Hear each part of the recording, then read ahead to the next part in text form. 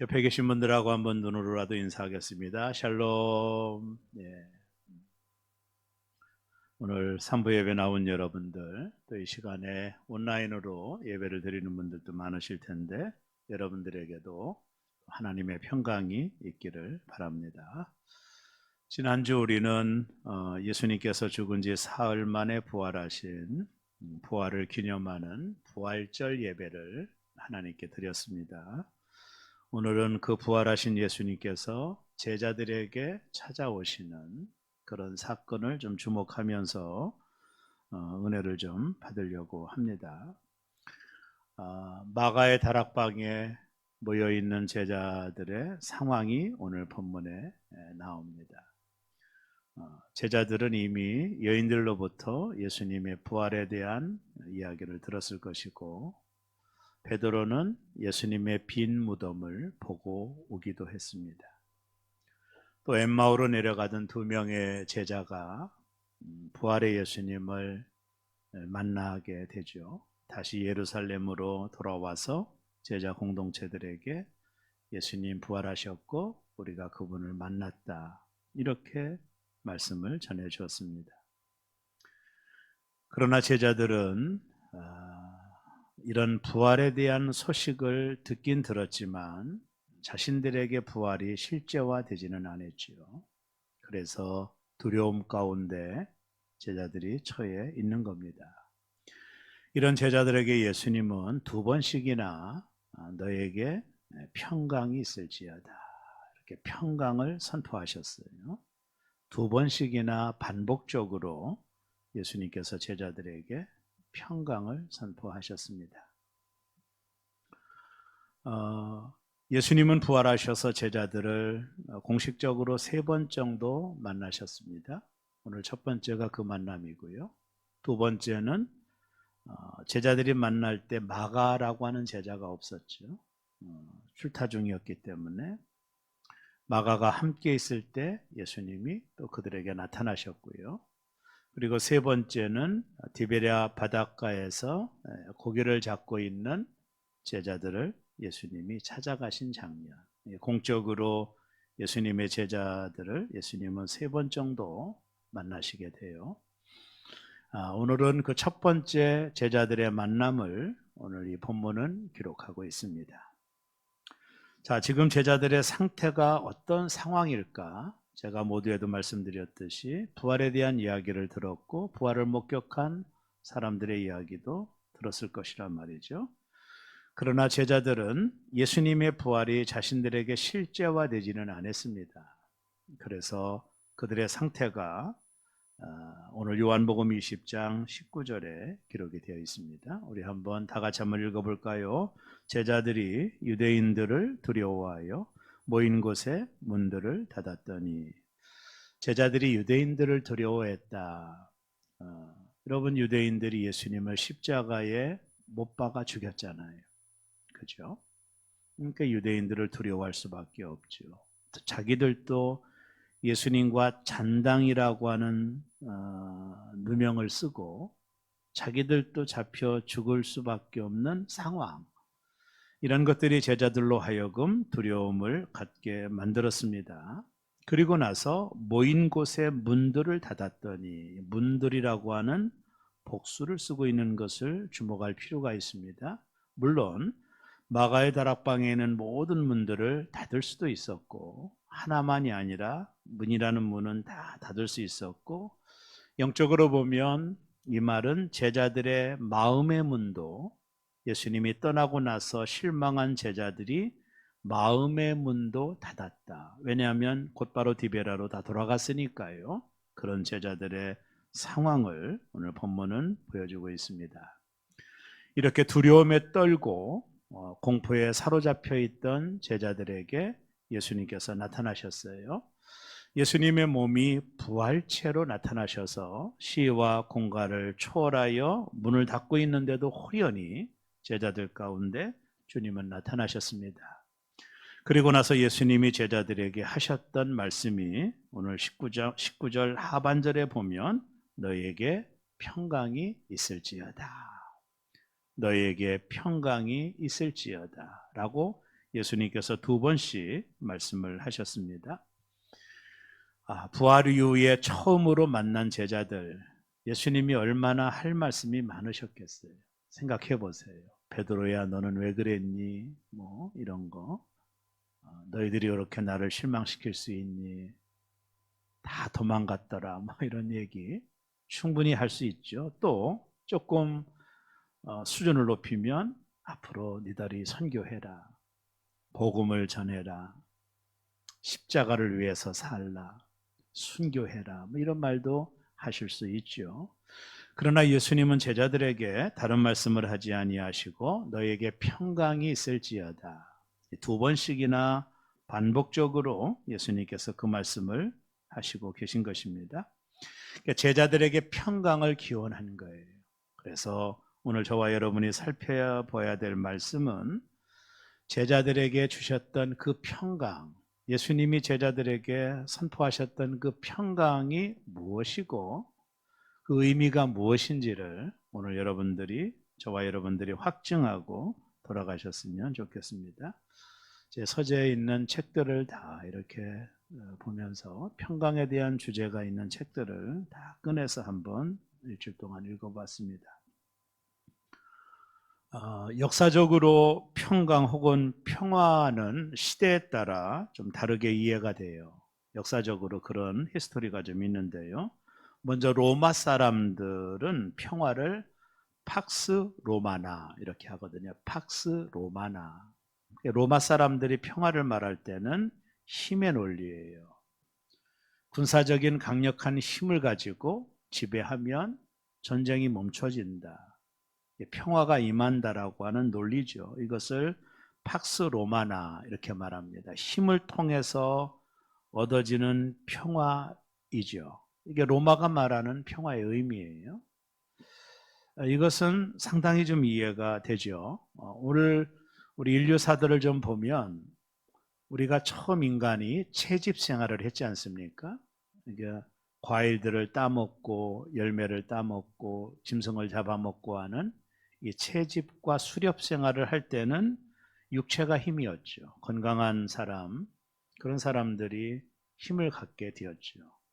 그러나 농경사회가 되고 나서부터는 얼마나 많은 땅을 가지고 있느냐, 자신이 소작할 수 있는 바운다리가 얼마나 크냐에 따라서 힘 있는 자가 됐습니다. 한 필지도 없는 사람들은 힘이 없었죠, 실은요. 농경사회에서는 농장지에 농작할 수 있는 땅의 그 바운다리, 그 영역들이 힘이 됐습니다. 그러나 산업 사이에 들어와서는 지식이 힘이 됐어요. 그러니까 지식이 힘의 그 중심이 된 거죠. 그리고 정보 사이에 들어와서는 정보가 힘입니다. 뭐 페이스북이라든가 요즘 그 주크버거라고 하는 이런 분들은 나이가 얼마나 어려요. 근데도 이 미디어에 이 정보에 탁월해서 페이스북이라고 하는 이 미디어를 만들었잖아요. 뭐 엄청난 돈을 벌죠. 그러니까 정보가 힘이죠, 실은요. 얼마나 많은 정보를 가지고 있느냐가 이 정보 사이에서는 큰 힘으로 작용합니다. 어쨌든 이 모든 것들을 아울러 힘이라고 할 때 이렇게 말할 수 있겠죠. 우리가 가지고 있는 돈, 그죠? 돈이 많으면 아무래도 힘이 있겠죠, 그죠? 그 다음에 명예, 그리고 권력, 이런 것들은 오늘 살아가는 이 시대에 힘으로 작용하는 겁니다. 그래서 많은 사람들이 돈을 벌기 위하여, 명예를 얻기 위하여, 권력을 얻기 위하여 아주 싸움을 하는 겁니다. 왜냐하면 그것을 갖게 되면 우리 가정이 편안하고 나는 걱정이 없겠다, 이런 생각들이 작용을 하는 겁니다. 그러니까 로마 시대나 힘을 바라보는 그 객관적인 것들이 동일하다 그 말이에요. 로마 시대는 팍스 로마나, 힘이 평안이다. 그 다음에 헬라적 평화가 있습니다. 헬라적 평화, 헬레니즘을 만들었던 헬라적인 평화는 에이레네라고 되게 말을 합니다. 에이레네, 이건 뭐냐면 마음의 평화예요. 마음의 평화, 정신적인 평화이죠. 이게 에이레네라고 하는 평화예요. 근데 이 평화는 모든 종교에게 있습니다, 실은요. 불교의 공사상 같은 것이 바로 이 마음의 평화를 말하죠. 수행을 많이 하고 고행을 많이 하고 참선을 많이 하면 마음의 평화가 임한다. 뭐 틀린 말은 결코 아닙니다. 그런 결과들이 있으니까 말이죠. 이 마음의 평화가 있다. 한목협이라고 하는 한국목회자협의회에서 조사를 한 것이 있는데, 개신교하고 가톨릭 성도들에게 당신들이 왜 신을 믿느냐, 왜 종교를 가졌느냐라고 질문을 던졌더니 어떤 대답을 했느냐면, 개신교는 38.8%, 천주교는 61.6%가 마음의 평안을 가지려고 종교 생활을 한다, 이렇게 대답을 했어요. 참 상당히 의미 있는 조사죠. 똑같은 조사를 1998년, 지금부터 10여 년 전이죠. 1998년에 똑같은 조사를 했습니다. 개신교 사람들하고 가톨릭 사람들에게 당신들은 왜 종교를 믿느냐, 이렇게 질문을 던졌을 때 개신교는 47%, 거의 57%가 구원과 영생을 위해서 종교를 가졌다. 그리고 가톨릭은 45.5%가 구원과 영생을 위해서 종교를 가졌다라고 대답을 했어요. 근데 지금은 어떻게 대답을 하느냐면, 구원과 영생보다는 마음의 평안을 위해서 내가 종교를 가졌다, 이렇게 개신교인들도 가톨릭인들도 대답을 한다라는 거예요. 특별한 것은 또 하나가, 불교인들은 44.4%가 1인데 왜 불교를 믿느냐? 건강, 재물, 성공을 위해서 불교를 믿는다, 이렇게 대답을 했습니다. 그러니까 이게 10여 년 전과 지금 상황이 좀 많이 다르죠. 그러니까 지금 사람들이 시대가 발전하고 문명이 발전한 상황인데도 사람들이 많이 불안하다라는 거예요. 여러분, 젊은이들은 8포 세대, 뭐 10포 세대, 요즘 M포 세대라고 그러더라고요. 모든 걸 포기한 세대. 이게 불안한 거예요. 그리고 두려운 거예요. 이게 오늘 현대, 오늘 이 시대 우리를 살아가는 우리의 정체성이라고 볼 수 있어요. 그래서 종교를 통해서 마음의 평화를 얻으려고 종교를 믿는다, 이렇게 오늘 이 시대 사람들이 그렇게 대답을 했다라는 겁니다. 오늘 이 시대가 얼마나 불안한지를 잘 보여주고 있는 데이터라고 볼 수 있는 겁니다. 여러분, 그러나 성경이 말하는 평화는 그런 평화가 아닙니다. 오늘 여러분과 제가 확증을 좀 하셔야 되는데요, 성경이 말하는 평화는 샬롬입니다. 샬롬. 우리가 늘 설교 전에 제가 인사를 시키죠. 옆에 분들하고 뭐라고 하죠? 샬롬, 이렇게 인사하죠. 성경이 말하는 평화는 샬롬인데, 이 샬롬은 인간이 노력과 수고로 만들어내는 게 아니에요. 고행을 하고 수행을 하고, 혹은 돈을 많이 벌고 권력을 얻어서 인간의 자의적인 노력으로 주어지는 것이 샬롬이 아니에요. 성경이 말하는 이 샬롬이라고 하는 이 평화는 전적으로 하늘로부터 오는 거예요. 이게 세상에서 말하는 평화와 다른 겁니다. 여러분, 평화라고 하는 것이 한국인들에게는 어떻게 인식이 되느냐 하면, 네이버에 들어가서 평화 이렇게 쳐봤더니 뭐라고 검색이 되냐면, 전쟁, 분쟁 또는 일체의 갈등이 없는 평온함 또는 그런 상태라고 대답을 하더라고요. 쉽게 말하면 전쟁도 없고 분쟁도 없고 갈등도 없고 그런 마음의 상태, 그것을 세상 사람들은 평화 이렇게 말을 한단 말이에요. 여러분, 그러나 이것은 사람을 모르기 때문에 하는 얘기입니다. 여러분, 살아가는 사람의 인생의 삶이 고해 아닙니까? 우리 인생에 언제 마음의 평안함이 지속될 수 있겠어요? 죄송한 얘기지만 우리 다 그런 걸 경험하잖아요. 우리가 자식을 키우면서도 아이고, 결혼하지 않을 때는 언제 결혼하나, 또 결혼하면 왜 애가 없나, 뭐 계속 그죠. 우리가 살아가는 세상은 고해거든요. 이런 고해 같은 세상 속에서 세상이 말하는 평화를 얻는다라고 하는 것은 극히 어려운 거예요, 실은요. 말은 하지만 그런 유한한 평화를 얻을 수도 없어요. 정말 성경이 말하는 평화가 그런 평화일까? 결코 그렇지 않아요. 성경이 말하는 평화는 그런 평화가 아닙니다. 성경이 말하는 샬롬을 오늘 여러분들이 확증을 하셔야 되는데, 첫째, 세상이 알 수 없는 평강이에요. 이게 첫 번째입니다. 성경이 말하는 샬롬은 세상이 알 수 없는 겁니다. 성경이 말하는 평화, 그게 그 의미예요. 세상은 평화를 아까도 말했지만 아무 일 없고 무사하여 걱정이 없는 상태를 평화라고 말하지만, 성경은 결코 그런 것을 평화라고 말하지 않아요. 왜냐하면 예수님께서 제자들에게 이런 말씀을 하셨어요. 내가 평화를 주러 온 것이 아니라 칼을 주러 왔다 그러셨거든요. 칼이 뭡니까? 분쟁이거든요. 너의 원수가 너의 가족일 것이다. 이게 도대체 세상이 말하는 평화의 개념하고 전혀 다르죠. 칼을 주러 왔다. 불을 주러 왔다. 그러니까 성경이 말하는 평화는 아무 일 없고 무사하여 걱정이 없는 상태를 말하는 게 아니에요. 세상이 말하는 평화의 논리가 아닌 것입니다. 성경이 말하는 평강, 평화란 무엇일까? 바울 사도를 통해서 우리는 그 사실을 확인할 수 있습니다.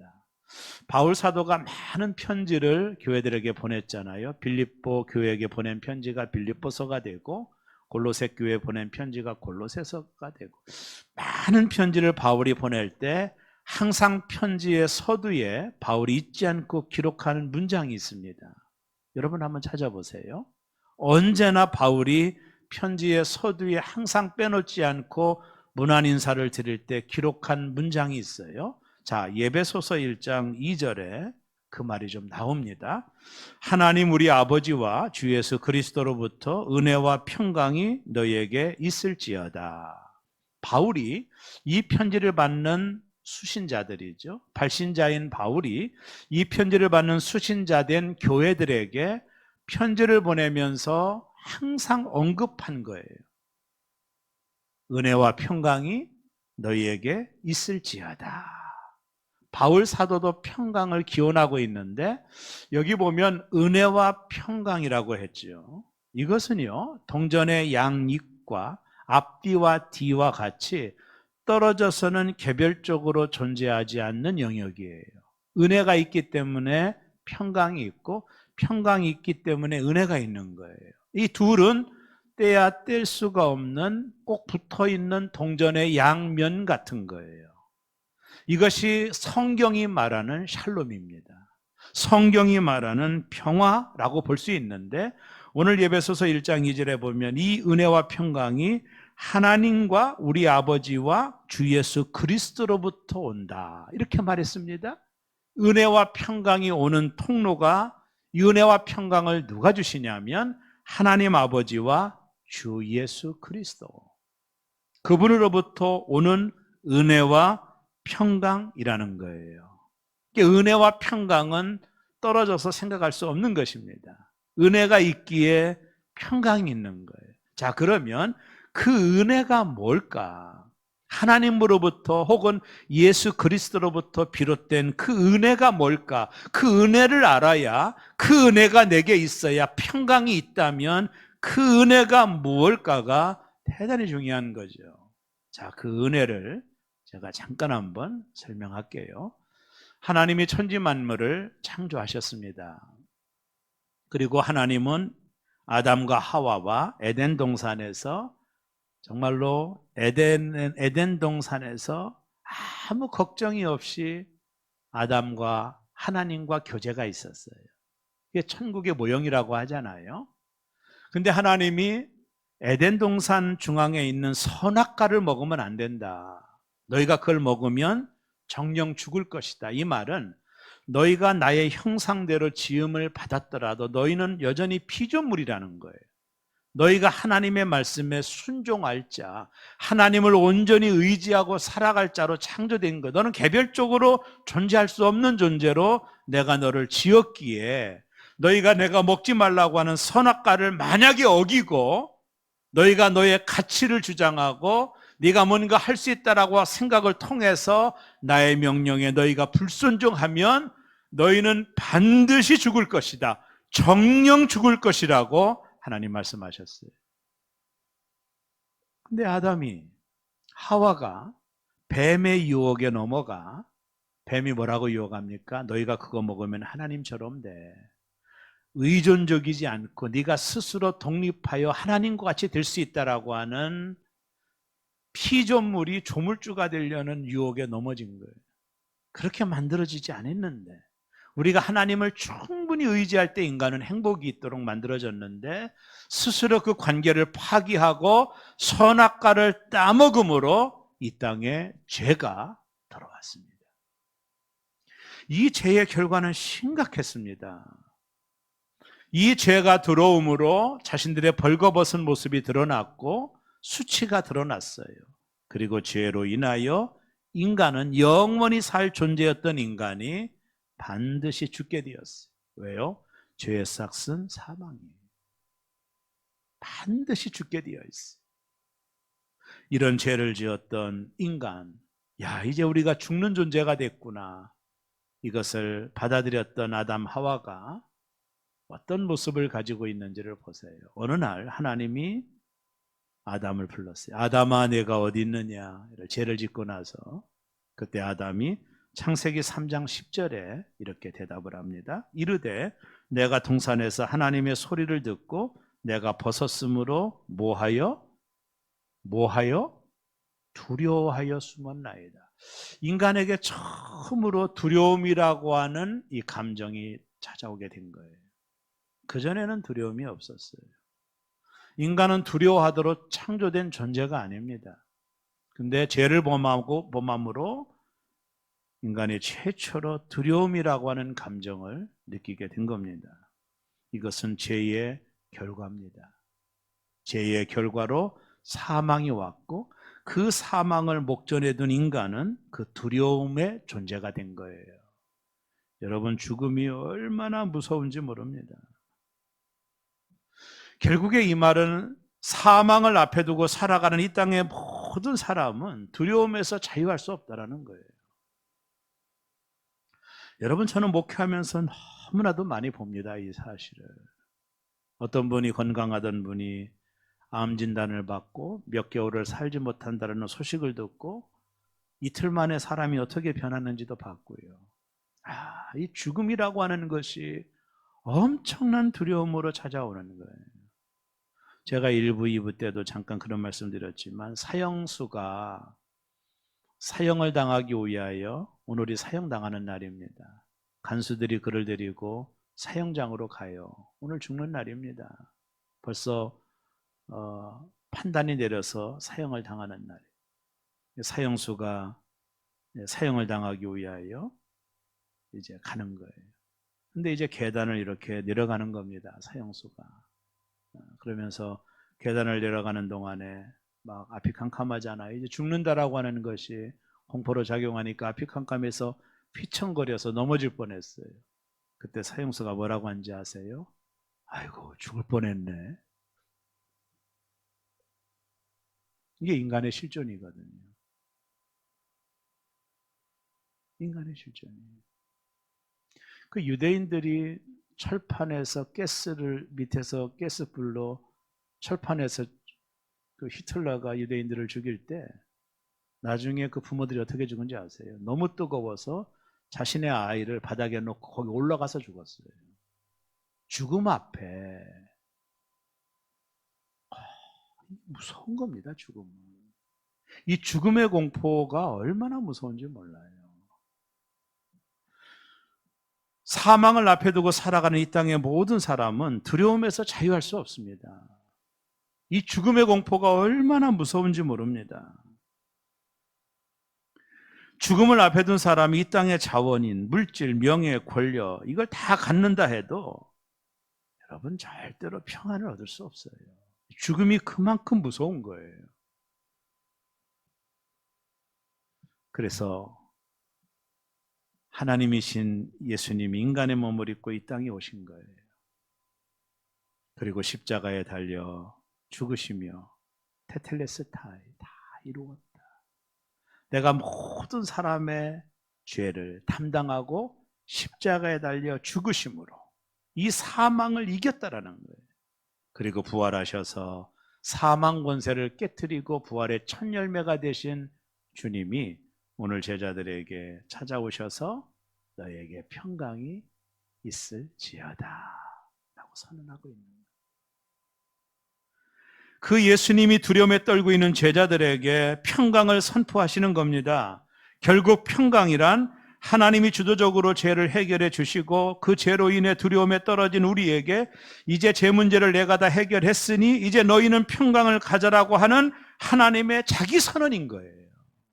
너희가 이제 평강해라. 내가 너희의 모든 죄를 담당하고 십자가에 달려 죽음으로 사망 권세를 이겼다.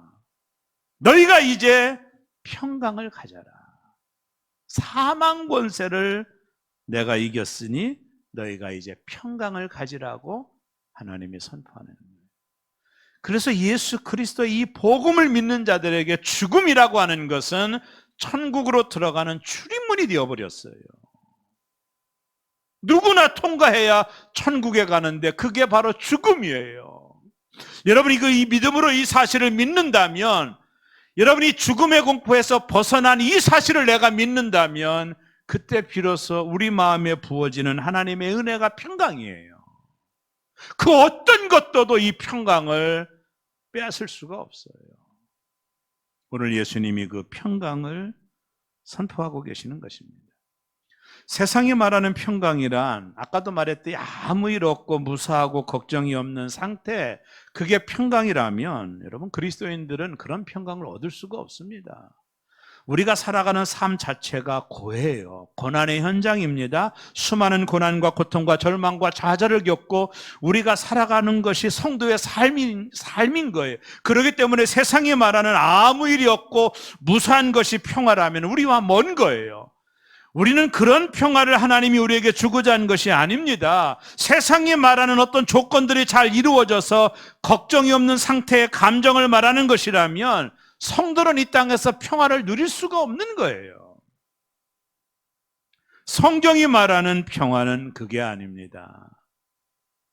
결코 그게 아니에요. 하늘로부터 주어지는 하나님이 다 이루어 주신 이 구원의 사역과 이 구원의 사건을 통해서 우리에게 주신 평강이에요. 그래서 모든 평강은 하나님으로부터 나오는 거예요. 자신의 노력, 자신의 수고, 자신의 고행, 자신의 참선을 통해서 잠깐 있어지는 마음의 평안 정도를 말하는 게 아니에요. 하늘로부터 오는 십자가를 통해 그분의 피 흘림의 결과로 우리에게 주어진 평안, 그게 샬롬이에요. 여러분 바울 사도를 보세요. 바울 사도가 그의 사역 가운데 얼마나 많은 어려움을 당합니까? 고린도후서 11장 24절과 27절 보면 성경이 뭐라고 말하냐면 유대인들에게 40에 하나 감하는 매를 5번 맞았으며 3번 태장으로 맞고 1번 돌로 맞고 3번 파선하고 일주야를 깊은 바다에서 지냈으며 여러 번 여행하면서 강의 위험과 강도의 위험과 동족의 위험과 이방인의 위험과 신의 위험과 광야의 위험과 바다의 위험과 거짓 형제 중의 위험을 당하고 또 수고하여 애쓰고 여러 번 자지 못하고 줄이며 목마르며 여러 번 굶고 춥고 헐벗었도다. 바울은 세상이 말하는 것처럼 아무 걱정이 없고 무사하는 것이 평화라면 바울은 평화와 너무 먼 사람이에요. 얼마나 많은 고난과 어려움과 역경을 당했나요? 그 바울이 빌립보서 4장 4절에서 이렇게 말합니다. 주 안에서 항상 기뻐하라. 내가 다시 말하노니 기뻐하라. 기뻐할 사람입니까? 고생이 바울의 별명이에요. 소위 세상이 말하는 아무 일 없고 걱정이 없는 게 평화라면 바울은 그와 먼 사람입니다. 근데도 바울은 이런 고난과 역경이 한복판에서 항상 기뻐하라. 내가 기뻐했던 너희도 기뻐해라. 감옥에 갇혀서 감옥 밖에 있는 사람에게 기쁨을 노래하고 있는 거. 이거는 세상이 주는 게 아니에요. 세상은 줄 수도 없어요. 세상은 이 평화를 알 수가 없습니다. 이 샬롬을 어떻게 합니까? 제가 중학교 3학년 때 은혜 받았거든요. 성령 체험을 또렷하게 했습니다. 겨울방학 때였는데 연합집회 가가지고 은혜를 받았어요. 그때 저희 집은 아무도 예수를 믿는 분이 한 번도 없었습니다. 저희 아버님, 어머님, 할머님, 할아버님, 친척, 사촌, 조카, nothing. 아무도 예수를 믿지 않았던 저희 가정이었습니다. 제가 중학교 3학년 때 그 집회 때 은혜를 받았어요. 콧물 눈물 다 흘리고 하나님 저를 용서해 주세요. 막 울부짖고 그때 막 펑펑 쏟아내며 중학교 3학년짜리가 무슨 죄가 많이 있었겠어요. 막 울고붓고 하고 나서 제 마음속에 들었던 것이 샬롬이었어요. 저는 그때 이 샬롬을 처음 경험해 봤어요. 이걸 어떻게 표현할 수가 없어요. 이 좋음을. 그냥 날아갈 것 같아요. 구름 위에 떠 있는 것 같아요.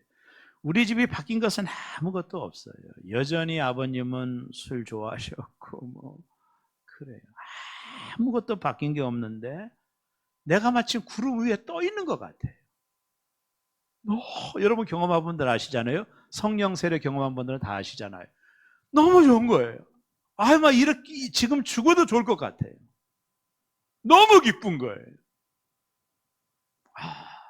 그때 그 샬롬이 뭔지를 어린 나이인 제가 경험을 했어요. 그때 이런 찬양이 나왔어요. 평화 평화로다 하늘 위에서 내려오네 그 사랑의 물결이 영원토록 내 영혼을 덮으소서. 어디서 내려와요?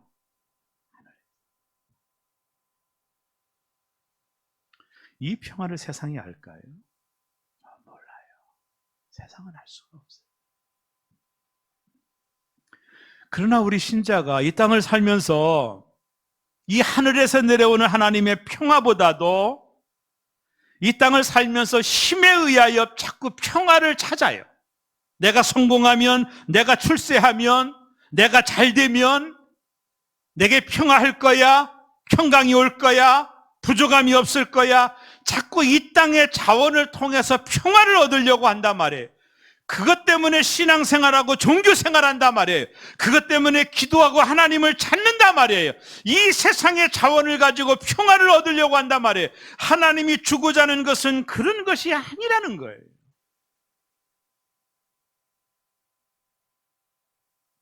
세상이 말하는 평강이란 일시적입니다. 돈이 있으면 평안하죠. 그러나 돈이 사라지면 다 사라져요. 명예가 있으면 평안하죠. 그러나 명예가 사라지면 다 사라집니다. 다 일시적인 거, 가변적인 거예요. 사라집니다. 제가 전에 집사님 한 분이 안수 집사님이 계셨는데 트럼펫을 잘 부는 집사님이었어요. 이분이 아파트를 분양을 받았어요. 이 권사님하고 집사님이 사는 데가 5층에 신방 가보면 올라가면 헐떡거려요. 너무 높은 데 사니까 아파트 하나를 최신 지은 아파트를 분양을 받았어요. 너무 좋아하시더라고요. 목사님 내년에는 우리가 새 집에서 신방 예배 드리겠습니다. 곧 이제 마무리되고 입주할 겁니다. 너무 좋아하시더라고요. 너무 고생하면서 그 분양받은 큰 아파트에 들어갈 생각으로 내년 신방 때는 대신방 때는 목사님 그 새 집에서 신방 받겠습니다. 너무 좋아하시더라고요. 그 남편 집사님이 너무 좋아하죠. 근데요, 다음 신방 오기 전에 그 남편 집사님이 돌아가셨어요. 급성암으로 세상을 떠나셨는데요. 또 이 대전 유성에 있는 암병원에 입원해 있어서 제가 몇 차례 방문하고 기도도 해줬는데요. 여러분 결국 그 집에 못 들어가더라고요. 그 권사님도 못 들어갔어요. 남편 없는데 들어갈 필요가 없죠. 여러분 세상이 주는 만족이라고 하는 것이 얼마나 우스운 건지 몰라요. 일시적인 거예요. 영원한 게 없어요. 눈에 보이는 것은 잠깐이요. 그 말이 맞아요. 근데 성도가 기도하는 목적, 신앙생활하는 목적을 이 세상이 주는 그것들을 자꾸 추구하는 거예요. 그거는 일시적인 건데, 그것 때문에 기도하고, 그것 때문에 신앙생활하고, 그것 때문에 봉사하면서 세상이 말하는 부귀영화, 성공, 출세 이런 것들을 자꾸, 그건 다 헛된 건데, 그 속에서 평화가 없는데 쏟고 있는, 신앙을 거기에 포커스를 맞추는 거예요. 그러니까 자꾸 기독교가 목적이 되고 세상 세속화되는 거예요.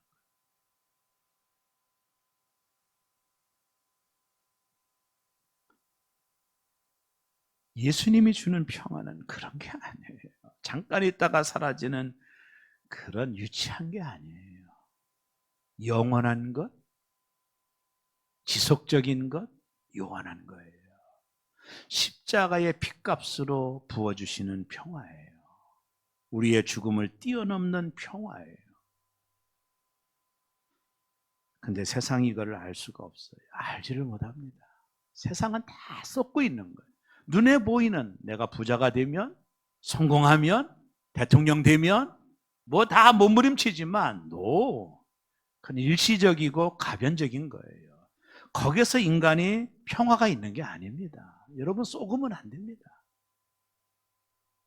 세상은 이걸 몰라요. 이걸 정말로 몰라요. 그래서 예수님이 누가복음 19장 38절에 이렇게 말씀하셨습니다. 이르되 찬송하리로다 주의 이름으로 오시는 왕이요 하늘에는 평화요 가장 높은 곳에는 영광이로다 하니, 이 41절에 가까이 오사 성을 보시고 우시며, 예루살렘을 보시고 예수님이 우셨어요. 왜? 이 곧 멸망당하거든요. 그러고 나서 42절에 주님이 이렇게 말씀했습니다. 이르시되 너도 오늘 평화에 관한 일을 알았더라면 좋을 뻔하였거니와 지금 내 눈에 숨겨졌도다. 너희가 이 평화를 알았더라면 좋겠는데 너희가 모르고 있구나. 주님이 말하는 평화는 세상이 알 수 없는 평화예요. 오직 구원받은 하나님의 백성들만 누릴 수 있는 평화예요. 두 번째, 세상이 줄 수 없어요. 이 평화를 세상이 줄 수가 없습니다. 여러분, 세상이 말하는 평화는 힘으로 얻고 성공으로 얻으려는 평화예요. 그러나 정말 그런 것을 얻을 수 있을까요? 만약 얻었더라도 그런 것들이 사라지면 다 사라지는 거예요. 다 없어지는 거예요. 여러분, 왜 권세 가진 사람이 목숨을 끊습니까? 왜 부자들이 자살을 합니까? 가지고 있는데, 명예가 있는데도 자살을 하고 자신의 목숨을 끊거든요. 이 세상의 자원이 주는 한계성입니다. 진정한 평화는 하나님으로부터 오는 평화. 당신의 십자가의 보혈로 허락된 평화예요. 그래서 이사야 45장 7절에 보면 나는 빛도 짓고 어둠도 창조하며 나는 평안도 짓고 환난도 창조하나니 나는 여호와라 이 모든 일을 행하는 자니라 하였노라. 나는 평화도 짓고. 평안은 하나님으로부터 오는 것입니다. 그 평안을 예수님이 오늘 선언한 거예요. 이 평화를 주시기 위하여 예수님은 어린 나귀를 타고 예루살렘에 입성하십니다. 이사야 9장 6절에 보면 이는 한 아기가 우리에게서 낳고 한 아들을 우리에게 주신 바 되었는데 그의 어깨에는 정사를 메었고 그의 이름은 기묘자라 모사라 전능하신 하나님이라 영존하시는 아버지라 평강의 왕이라 할 것임이라. 우리에게 평화를 주시기 위하여, 평강을 주시기 위하여 어린 나귀를 타고 예수님이 예루살렘에 입성하시고 십자가에서 고난을 겪으신 거예요. 왜요? 우리에게 평화를 주시기 위하여. 이사야 53장 5절에 보면 그가 찔림은 우리의 허물 때문이요 그가 상함은 우리의 죄악 때문이라. 그가 징계를 받음으로 우리는 평화를 누리고 그가 채찍에 맞음으로 우리는 나음을 받았도다. 그가 찔리고 상하고 징계를 받고 채찍을 맞은 이유는 우리에게 평화를 주시려고. 그가 십자가의 고난을 겪으셨다라는 거예요. 그래서 에베소서 2장 14절과 17절에 보면 그는 우리의 화평이신지라 둘로 하나를 만드사 원수된 것 곧 중간에 막힌 담을 자기 육체로 허시고 법조문으로 된 계명의 율법을 폐하셨으니 이는 듣고 자기 안에서 한 새 사람을 지어 화평하게 하시고 이는 둘로 자기 안에서 한 새 사람을 지어 화평하게 하시고 또 십자가로 이 둘을 한 몸으로 하나님과 화목하게 하려 하심이라. 원수된 것을 십자가로 소멸하시고 또 오셔서 먼 데 있고 너희에게 평안을 전하시고 가까운 데 있는 자들에게 평안을 전하셨으니 십자가로 막힌 담을 허시고 하나님과 우리 사이에 막힌 담을 당신의 육체로 허셨다라는 거예요.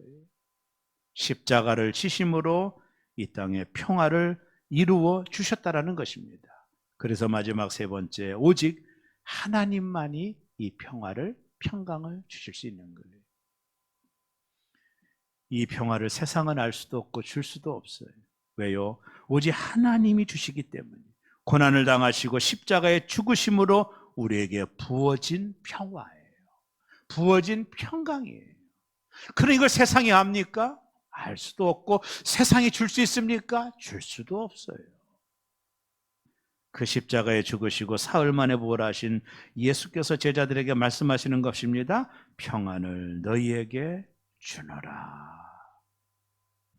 요한복음 14장 27절에 평안을 너희에게 끼치노니 곧 나의 평안을 너희에게 주노라. 내가 너희에게 주는 것은 세상이 주는 것과 같지 아니하니라. 너희는 마음에 근심하지도 말고 두려워하지도 말라. 하나님의 택함 받은 백성들에게 주어진 이 평안, 이 평강이 저와 여러분에게 있으심을 믿으기를 주의 이름으로 축원합니다. 근심하지 않기를 주의 이름으로 축원합니다. 두려워하지 않기를 주의 이름으로 축원합니다. 세상은 우리에게 평안은 줄 수 있어요. 돈이, 명예가, 권력이 평안은 줄 수 있지만 세상은 결코 평강을 우리에게 줄 수 없습니다. 주님이 주시는 십자가로 비롯된 이 평강, 이 평강은 삶을 초월하는 거예요. 외부의 조건에 의하여 흔들리지 않습니다. 어떤 상황 속에서도 흔들리지 않는 평안함.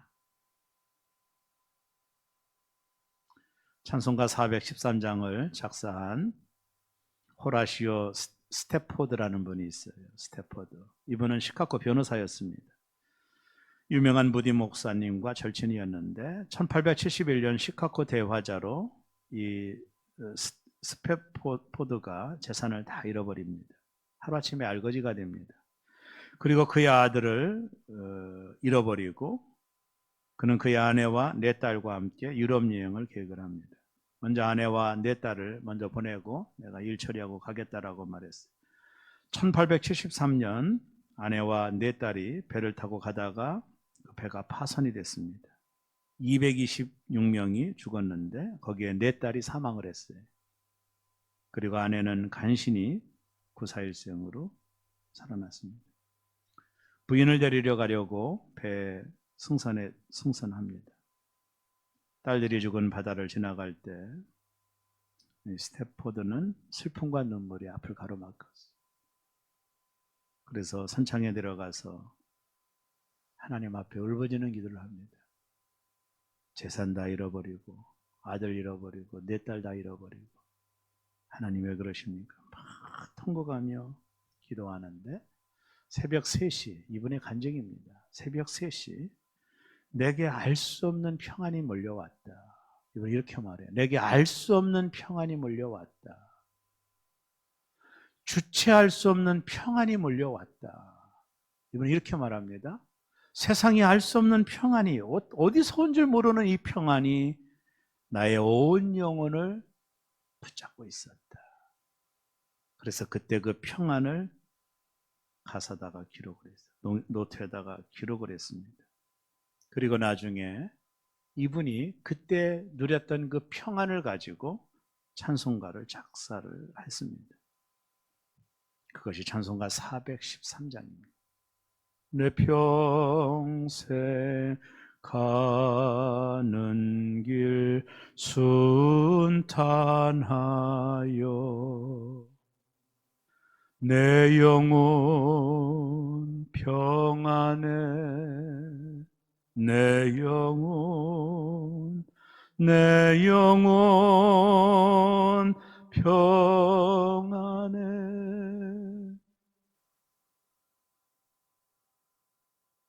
주님이 나에게 주시는 평안함은 어떤 상황 속에서도 흔들리지 않는 평안함입니다. 바울이 빌립보 감옥에 매를 맞고 갇혔을 때 그 불렀던 찬송입니다. 초대 최초의 순교자였던 스데반 집사가 돌에 맞아 죽을 때 성경은 사도행전 7장 54절에서 이렇게 기록합니다. 스데반이 성령 충만하여 하늘을 우러러 주목하여 하나님의 영광과 및 예수께서 하나님 우편에 서신 것을 보고 그 돌에 맞아 머리가 터지고 창자가 흘러나오면서 그의 얼굴은 천사와 같았다라고 말을 했어요. 베드로가 수제자로서 헤롯에게 체포를 됐어요. 내일이면 베드로가 죽습니다. 그때 베드로의 상황이 사도행전 12장 6절과 7절에 나와요. 헤롯이 잡아내려고 하는 그 전날 밤에 베드로가 두 군인 틈에서 두 쇠사슬에 매여 누워 자는데 파수꾼들이 문 밖에서 문을 옥을 지키더니 호련히 주의 사자가 나타나매 옥중에 광채가 빛나며 또 베드로의 옆구리를 쳐 깨워 이르되 급히 일어나라 하니 쇠사슬이 그 손에서 벗어지더라. 여러분, 베드로는 내일 죽습니다. 베드로가 잘 알고 있어요. 근데 얼마나 잠을 잤던지 천사가 와서 옆구리를 깨울 줄도 몰랐어요. 잠에 골아떨어져가지고. 여러분, 지금 이게 잠을 잘 상황입니까? 우리 같으면 잠이 옵니까? 내일 죽는데. 천사가 옆구리를 쳐서 깨울 정도로 고난잠에 베드로가 처해 있는 거예요. 이야, 이게 상상이 됩니까? 이 땅에 어떤 자원이 사람을 이렇게 만들 수 있습니까? 부귀영화, 돈, 명예, 이게 가능합니까? 위로부터 오는 참된 평화가 베드로에게 있었던 거죠. 풍랑을 만난 제자들이 이제 우리 다 죽었다고 아우성을 칠 때 예수님은 배 고물에서 잠을 주무셨습니다. 풍랑이는 한복판에 의인은 평화가 있는 거예요. 그 평화, 세상이 줄 수도 없고 알지도 못하는 그 평화가 저와 여러분에게 있으심을 믿으시기를 바랍니다. 하나님의 자녀된 백성들에게 부어지는 하나님의 신령한 축복입니다. 바울이 골로새 성도들에게 그래서 이렇게 말합니다. 그리스도의 평강이 너희 마음을 주장하도록 해라. 그 평강이 너희 마음을 주장하도록 해라. 주님의 십자가의 보혈로 허락된 평강, 죽음을 이기신 주님이 우리에게 주신 평강, 세상이 할 수도 없고 줄 수도 없는 이 평강, 그 평강을 예수님이 두려움에 떨고 있는 제자들에게 선포하시는 것입니다. 너희에게 평강이 있을지어다. 오늘 이 아침 저와 여러분들에게도 주님 말씀하십니다. 여러분들에게 평강이 있을지어다. 오늘 이 평강이 저와 여러분들에게 넘치시기를 주의 이름으로 축원합니다. 기도하겠습니다.